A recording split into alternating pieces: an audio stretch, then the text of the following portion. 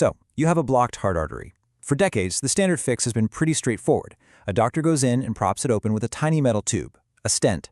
It works, but it means you're left with a permanent implant in your body. But what if there was another way? What if you could treat that artery, get the blood flowing again, and then just leave absolutely nothing behind? Well, that's the revolutionary idea we're going to dive into today.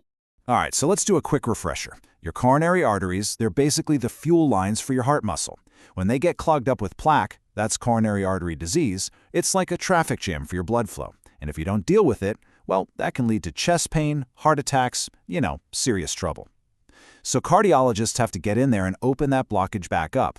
The real question is, what's the best way to do that? And this really brings us to two totally different ways of thinking about it. On one side, you've got the permanent implant. That's the drug-eluting stent, or DES. Think of it as a permanent metal scaffold that holds the artery open. But on the other side, you have this idea of a temporary treatment, the drug-coated balloon, or DCB. Here, the whole goal is just to deliver medicine to the artery wall and then get the device out of there completely. Okay, so for a long time, the standard playbook has been the drug-eluting stent. I mean, it's the gold standard for a reason. It provides that scaffolding, right, to keep the artery from just collapsing again. But as some doctors are starting to describe it, this whole approach basically puts the artery in a cage. And some cardiologists have this really powerful way of describing it, especially when you have a long blockage that needs more than one stent. They call it a full metal jacket. Just imagine lining a big piece of a living, breathing, moving artery with a rigid metal tube. So you have to ask, right? What's the catch with leaving this permanent cage behind? Well, the data shows that the more metal you put in there, the more stents you use, and the longer they are, the higher the risk of device-related problems down the road. You see, leaving a foreign object in the body isn't always a free ride. And that's what's led to this really fascinating new question. What if we could get all the benefits of the drug that's on the stent, but without the permanent metal cage? This is the whole idea behind the leave nothing behind philosophy. And the device that makes it possible is the drug-coated balloon. So what exactly is a DCB? Well, at its heart, it's a special kind of angioplasty balloon, but with a huge upgrade. Its surface is coated with a powerful drug. During the procedure, the balloon goes in, inflates inside the blockage, and transfers that medicine right into the artery tissue. And then it's pulled out, gone, nothing left behind. The whole process, when you break it down, sounds almost deceptively simple. First, and listen up, because this is the most important part, the blockage is carefully prepared and opened up with other tools. Second, the drug-coated balloon is inflated for just about a minute to deliver its medicine. And third, the balloon comes out. That's it. Treat and leave. And this is maybe the most important thing to get straight. A drug-coated balloon is not for cracking the artery open. That's not its job.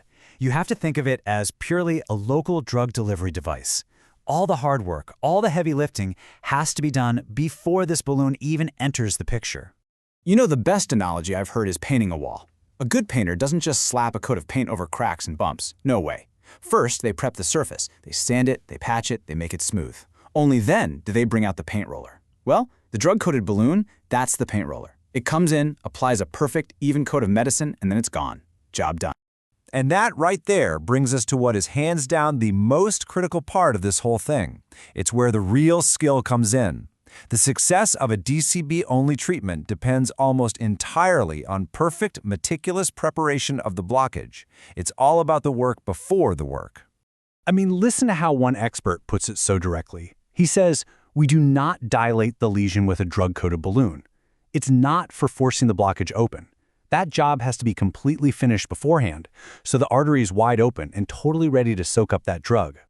It's kind of funny, right? This brand new, cutting-edge tech is actually forcing doctors to get back to the absolute basics of their craft.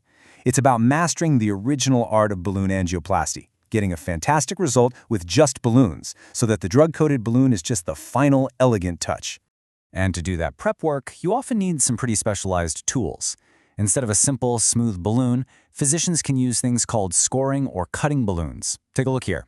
You can see they have these tiny wires or even little blades on them. They create these very small, controlled cuts in the plaque. This helps the artery open up more easily and actually creates a better surface for the drug to get into. Okay, so the concept is cool, right? A leave-nothing-behind approach. But in medicine, a cool idea is nothing without the proof. So how does this actually stack up against the gold standard stent? To answer that, you have to look at huge international clinical trials. And I'm not talking about a couple dozen patients here. Just look at the scale of these things. Trials with names like Transform 2, Solution, and Reverse are enrolling thousands of patients to put drug-coated balloons in a head-to-head fight with the very best drug-eluting stents out there. This is the kind of research that literally changes medical guidelines. Let's just zero in on one of these for a second. The Transform-E trial, on its own, signed up over 1,800 patients. That's at 52 different hospitals on 3 continents. That is a huge undertaking, and it just shows you how seriously the medical world is taking this technology. So what are they trying to figure out with these huge trials? Well, they're making a direct head-to-head comparison in the most common types of blockages, and they're going to follow these patients for up to 5 years. Ultimately, it's all designed to answer one massive question. Does avoiding a permanent implant, does leaving that artery cage-free actually lead to better results for patients in the long run? So you can see where this is going.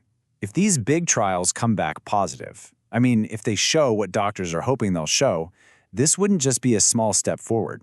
This could be a genuine, game-changing shift in how we treat heart disease. Get this.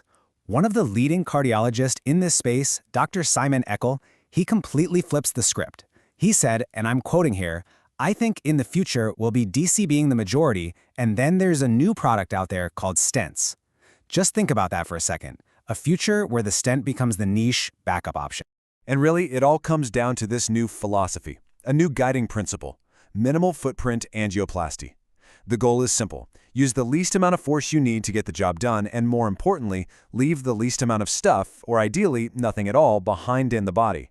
Which leaves us with one last, kind of mind-blowing question to think about. For decades, the answer to a blocked artery has been a permanent implant.